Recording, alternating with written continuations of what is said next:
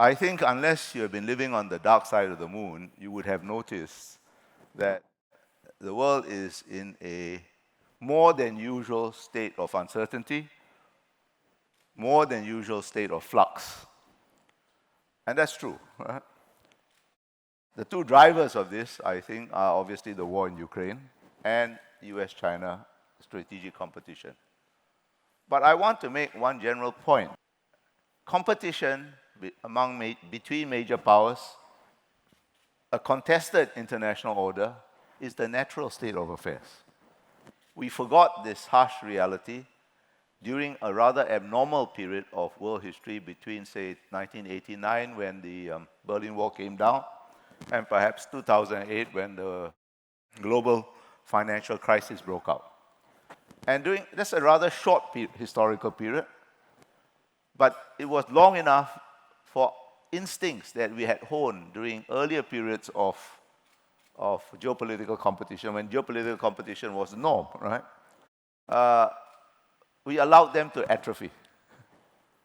Reflexes that helped us navigate the earlier periods of geopolitical competition grew flabby and slow.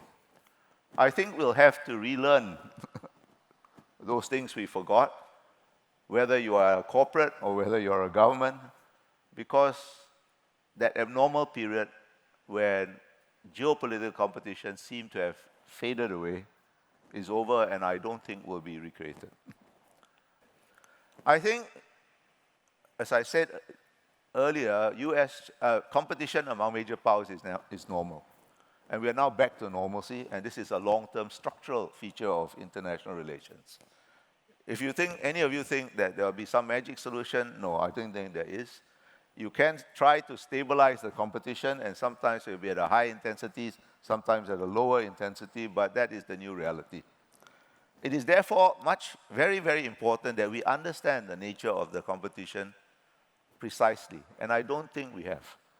I'm extremely irritated every time I hear people describe US-China competition as a new Cold War. I think that's a very intellectually lazy trope that fundamentally misrepresents the nature of the competition in ways that can be dangerous. Why do I say that? There are some superficial similarities, but essentially the US and the former Soviet Union led two separate systems that were connected only very tangentially at their margins. And the competition was to see which system would displace the other. By contrast, the US and China are both vital components of a single global system, and they are connected to each other and to the rest of us by what I see as a historically new phenomenon. And that historically new phenomenon are supply chains of a complexity, of a density, of a scope that I don't see having existed in previous periods of history. Yes, of course, there have been supply chains, but they were relatively limited in scope, they're relatively straightforward and simple, but this is different. Now, I don't think this single system, despite the strategic competition, is likely to completely bifurcate into two systems. It's just too costly for the principles.